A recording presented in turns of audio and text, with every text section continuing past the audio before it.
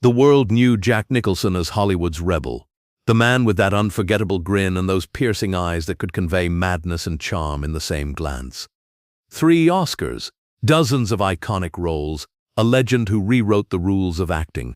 But in 1958, he was just another face in the crowd at MGM Studios, a 21-year-old office clerk, carrying mail through endless corridors, dreaming of something bigger while filing papers nobody would ever read again. Every day the same routine. Every day the same locked door on the 4th floor. That door haunted him, not because it was particularly unusual in a studio full of secrets, but because of what he heard behind it. Voices, sometimes laughter, sometimes screaming. And late one Thursday night in October, when everyone else had gone home, Jack found a key ring left carelessly on a desk. One of those keys opened that door. What he discovered inside would set him on a path from those corridors to cinematic immortality. But it would also teach him Hollywood's darkest truth, that sometimes the greatest performances happen off camera, and the roles we play to survive become the people we actually are. If this story intrigues you, subscribe now, because what happened in room 44-7 has never been fully told until today. Jack Nicholson arrived at MGM Studios on a cold Monday morning in January 1958, wearing a suit 2 sizes too large and shoes polished until they reflected the California sun. 21 years old, fresh from Neptune City, New Jersey, with a Catholic school education that taught him more about rebellion than obedience. Office clerk, Department 7, 4th floor. The dream had shrunk considerably, but at least he was inside. The 4th floor was a maze of burgundy carpets, brass fixtures, and frosted glass doors. His job was simple: sort mail, deliver to offices, file correspondence, answer phones, make yourself invisible. That last instruction wasn't written anywhere, but Jack understood it within his first week. Office clerks existed in limbo at MGM. Necessary but unimportant. He could walk into an executive's office during a phone call and they wouldn't pause. He could stand 3 feet from a famous actor and they would look straight through him. Most people would find this demoralizing. Jack found it fascinating. When you're invisible, you can observe everything. Within 2 weeks, he had memorized every door, every nameplate. Harold Feldman, Martha Kleinberg, Robert Dannerman. Each name represented power, the ability to make or destroy careers. And then there was room 447, northwest corner. No nameplate, no window, just solid wood painted institutional beige. Always locked. At first, Jack barely noticed it, but MGM was a place where doors stood open, where executives wanted to be seen. Locked doors suggested secrets. By his 3rd week, Jack realized room 447 wasn't just locked. It was abandoned. No one went in or out during the day. No mail ever went there. When he asked his supervisor, Betty, she gave him a look that suggested he'd asked about something forbidden. Storage, she said. Old files. Nothing important. The way she said it made Jack worry considerably more. The first time Jack stayed late, it was to catch up on filing. The building transformed after hours. The constant hum gave way to oppressive silence. The fluorescent lights seemed louder. The building itself seemed to creak. And that's when Jack first heard it. A voice, coming from room 447. Not loud, but clear. A man's voice, speaking with an intensity that made Jack stop in the corridor, his heart racing. The voice wasn't conversational. It was performative, as if someone were rehearsing lines, but with emotional commitment that seemed frightening in its rawness. Jack stood frozen, listening. Then the voice stopped abruptly, and silence returned. He started staying late more often, 2 or 3 times a week, officially to work, unofficially to listen. Because room 447 came alive after dark. Tuesday and Thursday evenings, occasionally Saturdays, sometimes a single voice, sometimes multiple voices. Once, crying, another time, furniture moving. Always that quality of intensity, of emotional extremity that made his neck hair stand up. The mystery deepened when he found small folded papers near the door. The first note read, "The character must consume the actor, not the other way around." Over the next month he found 3 more. Reality is performance, and performance is reality. The line between self and role must dissolve completely. True transformation requires sacrifice. Each felt like a message from another world, a secret curriculum in an art he desperately wanted to understand. October 16, 1958. Jack would remember the date forever. He'd stayed late filing contracts. After 7, the floor was deserted, except for Charlie, the night security guard. Jack was gathering his things when he noticed a key ring on an executive assistant's desk. 5 keys on a metal loop, left carelessly next to a coffee cup. One was labeled 447. Jack stood looking at those keys for a long time. Every rational part of his brain told him to walk away. He had a job, a steady paycheck, a toehold in an industry that crushed people for far less than breaking into restricted rooms. But Jack had never been good at listening to rational parts of his brain. He picked up the keys. He walked to room 447, standing in that empty corridor with his heart hammering. Jack fitted the key into the lock. It turned smoothly. For a moment, he just stood there, every muscle tensed for flight. Then he pushed the door open and stepped inside. The room was dark. Smell hit him first. Cigarette smoke, old wood, dust. His hand found a light switch. The overhead fixture buzzed and flickered, and Jack saw what room 447 had been hiding. It wasn't an office. It wasn't storage. It was a workshop, a laboratory, a shrine to something Jack didn't yet have words for. 20 feet by 15, no windows, walls painted dark gray. A single chair sat center under overhead light, like an interrogation setup, but it was everything else that made Jack's breath catch. The walls were covered floor to ceiling with photographs, newspaper clippings, handwritten notes, sketches, hundreds of them, thousands, an entire universe of human emotion meticulously catalogued. The photographs showed people in extreme emotional states, crying, laughing, screaming, lost in grief or joy or rage. The newspaper clippings told stories of tragedy and triumph, real people, real emotions captured and pinned to these walls like specimens. But the notes revealed the room's purpose, hundreds of index cards describing emotions with clinical precision. Grief, shoulders collapse inward, breath becomes shallow, eyes lose focus. Rage, muscles in jaw tighten, hands form fists, voice drops before explosion. This wasn't just observation. This was methodology. Someone had been studying how people actually felt, how genuine emotion manifested in the body, how to replicate it. A desk held notebooks filled with exercises. Memory substitution.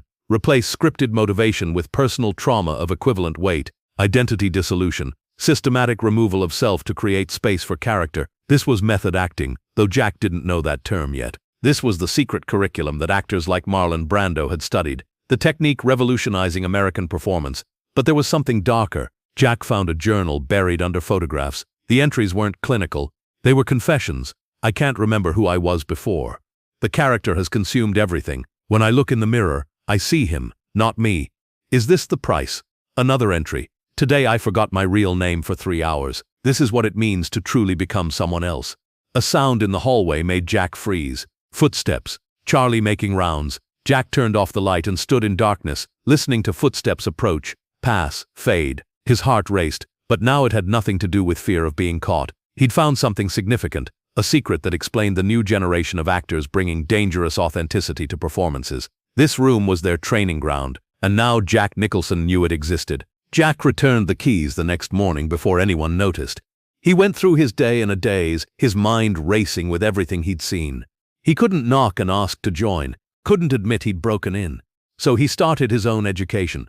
He began carrying a notebook, documenting genuine emotion whenever he saw it. He checked out psychology books. He practiced in his apartment, trying to access genuine feelings using the glimpsed techniques. 3 weeks later, working late, Jack heard voices from room 14. He pressed his ear against the door. 2 male voices engaged in an intense improvised scene. Not rehearsing a script, but creating dialogue in the moment while staying in character. It was mesmerizing. Jack could hear the emotional truth in every word. Then silence. Chairs scraping. They were coming out. Jack ran. He made it to the stairwell before the door opened. He never saw who emerged, but the experience crystallized something. People were actively using that space, and somehow he needed to find a way in. The opportunity came from Jeff Corey. He'd been a character actor before the communist blacklist of the early 50s, but when studios stopped hiring him, he'd pivoted to teaching. By 1958, his acting classes had become legendary. Marlon Brando had studied with him, and Jeff Corey still had access to MGM. He still used room 14. Jack encountered him on a Tuesday evening in November, nearly colliding in the doorway. Corey was mid-40s with sharp eyes that seemed to see everything. He looked at Jack for a long moment. Then Corey smiled slightly. "You're the male clerk who stays late." It wasn't a question. "What keeps you here after hours?" Jack could have lied, should have lied, but something about Corey's directness demanded honesty. "I'm trying to learn," he said. Learn what? How to act. Really act. The real thing.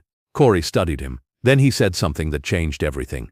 There's a workshop, Tuesday and Thursday nights, small group, serious work only. If you're interested, be outside room 447 next Thursday at 9 p.m. Don't be late. He walked past Jack into the building. Jack stood with his heart racing. He'd been invited. After months of observation and secret study, someone had recognized his hunger and offered access to the training he'd been desperate to find. The next Thursday, Jack showed up at 8:45. At exactly 9, the door opened and Jeff Corey appeared with 3 other young men. "Come in," Corey said, "and close the door behind you." Jack stepped into room 42 for the second time, but now he'd been invited into a secret society of actors willing to risk everything in pursuit of truthful performance. What Jack learned in those late-night sessions would shape every performance he gave for the rest of his career. Corey wasn't teaching traditional acting. He was teaching transformation, teaching students to access genuine emotion by any means necessary, to break down barriers between their identities and the characters they portrayed, to risk psychological damage in pursuit of authenticity. The exercises were unlike anything Jack had experienced. Corey would give them scenarios, not scripts, and demand complete emotional response. "Your mother just died. You have 30 seconds before a comedy performance. Go." No preparation, no technique to hide behind. Just immediate, genuine reaction. At first, Jack failed spectacularly. He would freeze or overact or produce fake emotion. But Corey was patient in a ruthless way. Stop, analyze, try again. Sometimes the same exercise took hours. The breakthrough came in December. Corey gave him a scenario that hit close to home. "You just learned something about your family, something that changes everything. You're alone. React." Jack stood under that harsh light, and something inside him cracked. He thought about Neptune City, about his mother June, about questions he'd never asked, because he'd been afraid. The emotion wasn't fake. It was real and raw and terrifying. When it was over, Jack was shaking. Jeff Corey nodded slowly. That's what we're looking for. That's truth." But Corey also taught them the dangers. He'd seen actors lose themselves in roles, unable to separate character from self, mental breakdowns, destroyed relationships. "The method gives you power," he told them, "but it takes something in return. Every time you open these doors, you let something out that's hard to put back.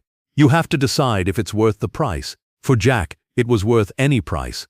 He threw himself into training with remarkable intensity. He learned to cry on command by accessing memories of loss. He learned to generate rage by remembering every rejection. And slowly, painfully, he learned to transform. Jack continued as an office clerk for another year. But he was no longer the same person. The kid who'd arrived in January 1958 had been directionless. The young man walking those corridors in 1959 had purpose. He had training. He had methodology for accessing truth that most actors never found. And he understood that the line between self and performance was thinner than most realized, and crossing it repeatedly would change him in unpredictable ways. The sessions continued throughout that year. Jack remained constant, every Tuesday and Thursday. He absorbed everything, the exercises, the techniques, the warnings. He developed his own approach, blending Corey's teachings with his instincts. He learned his face could convey madness and sanity simultaneously. His voice had unexplored range. Most importantly, he learned he was willing to go further than most actors, to push past boundaries others respected. By early 1960, when Jack left MGM, he'd started getting small roles in low-budget films. Nothing significant, but he was acting professionally. Every role was an opportunity to practice what he'd learned. His first real break came in 1969 with Easy Rider, more than a decade after those sessions began. By then he'd appeared in dozens of forgettable films, nearly given up. But when his moment came, Jack Nicholson was ready. The performance that earned his first Oscar nomination wasn't lucky. It was the result of 11 years of rigorous training that started in a locked room on MGM's 4th floor. What Corey warned about turned out to be true. The method gave Jack power, but it took something from him. Every role he inhabited deeply left traces. Every time he accessed real trauma, he reopened old wounds. Every time he dissolved the boundary between self and character, rebuilding became harder. By the 1970s, when Jack had become a star, people noticed something unsettling. He carried pieces of characters long after filming ended. The rage, the instability, the darkness. He could access these qualities instantly, but turning them off became difficult. The most extreme example came with The Shining in 1980. Stanley Kubrick's demanding perfectionism, combined with Jack's method approach, created something genuinely frightening.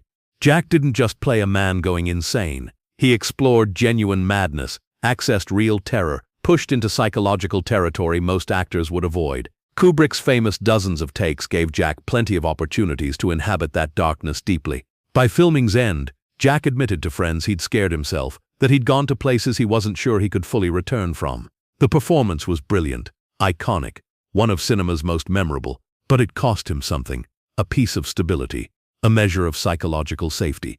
But Jack never regretted the choices he made in Room 4014. Those techniques, that training, that willingness to risk everything, had given him the career he'd dreamed about. 3 Oscars, dozens of unforgettable roles, the ability to command attention with just a look, to convey complex emotion with minimal dialogue, to make audiences believe completely. That was the gift of Room 4014. Years later, Jack would occasionally tell stories about his MGM days. The office clerk job, the locked door, the mysterious room where he'd learned to truly act. Most people assumed he was exaggerating. Hollywood loves its origin myths. But actors who'd studied with Jeff Corey knew the stories were true. They recognized the techniques in Jack's performances. They saw the hallmarks of that training in his willingness to explore uncomfortable places, his ability to access genuine emotion instantly, his fearlessness in exploring darkness.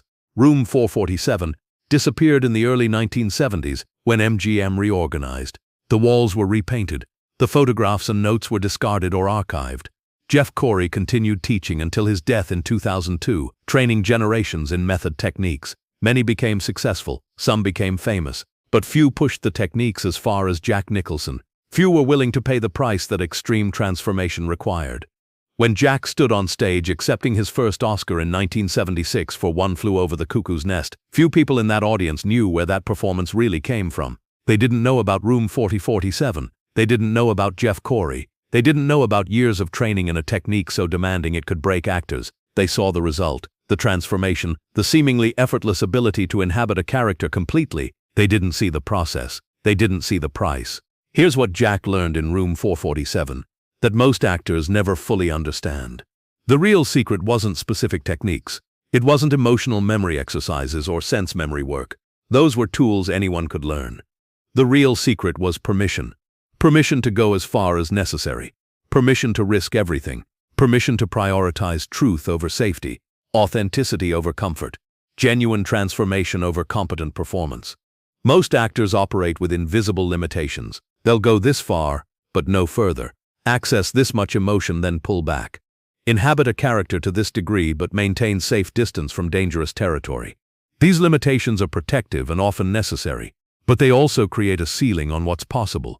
Performances are good but not transcendent, believable but not overwhelming, competent but not iconic. Jack learned to operate without those limitations. He would go to whatever psychological place a role required, access whatever emotion was necessary, risk whatever needed risking, and audiences could feel that commitment. They could sense something genuine happening on screen, something more than acting. That quality, that willingness to truly transform regardless of personal cost was what made his greatest performances unforgettable. But it came with consequences.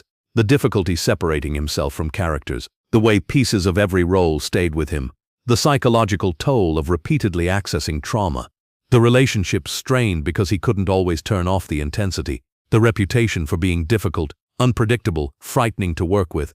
These weren't character flaws. They were inevitable results of the approach he'd learned. The price of genuine transformation.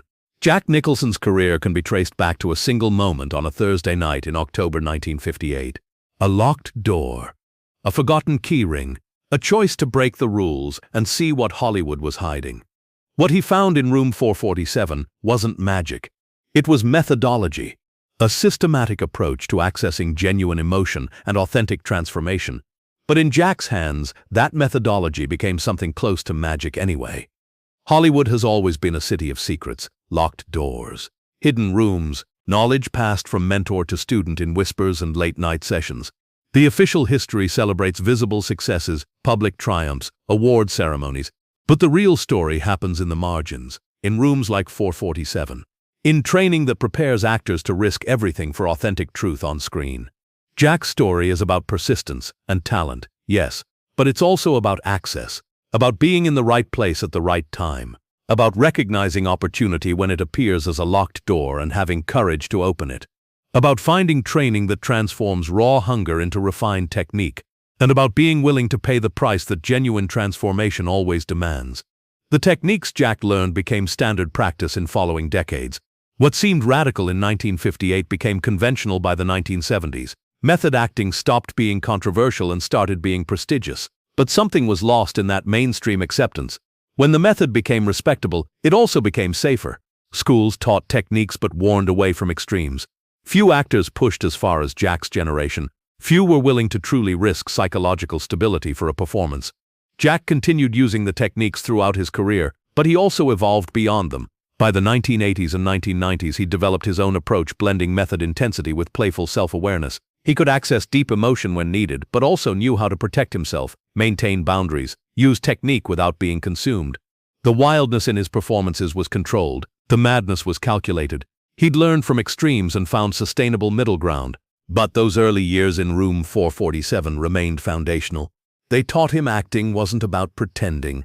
It was about truth. And truth required courage, required willingness to explore uncomfortable psychological territory, required opening yourself in ways that made you vulnerable. Every great performance Jack gave traced back to those lessons. Every moment of genuine emotion on screen was made possible by training in that locked room. Room 447 was just a room. 20 feet by 15, gray walls, a single chair under harsh light. But what happened there transformed American acting. The techniques developed in that space shaped a generation of performers who changed what was possible on screen. Jack Nicholson was just one student among many, but he took those lessons further than most. He committed more completely, he risked more, and he paid a higher price. The door to Room 447 is gone now. The techniques that once seemed radical are now conventional. The generation who learned their craft in secret sessions has mostly passed. But the legacy remains. Every time an actor takes genuine risk, accesses real emotion, pushes past comfortable boundaries to find truth in performance, they're walking through that door. They're making the same choice Jack made that October night. They're choosing transformation over safety, truth over comfort, art over self-preservation. And sometimes, if they're talented enough and lucky enough and stubborn enough, that choice makes them legends. That's the real story of Jack Nicholson's transformation. Not just persistence and talent, but access to secret knowledge, training in dangerous techniques, willingness to risk everything for authentic truth, and 40 years of paying the price for that choice, one performance at a time, until the legend was complete. The world remembers Jack Nicholson as Hollywood's rebel, the actor with the unforgettable grin and piercing eyes. But behind that legend is a simpler story, a young man standing outside a locked door, a choice to break the rules, and the discovery that transformation always demands more than we expect to pay. The door is locked. Do you have the courage to open it?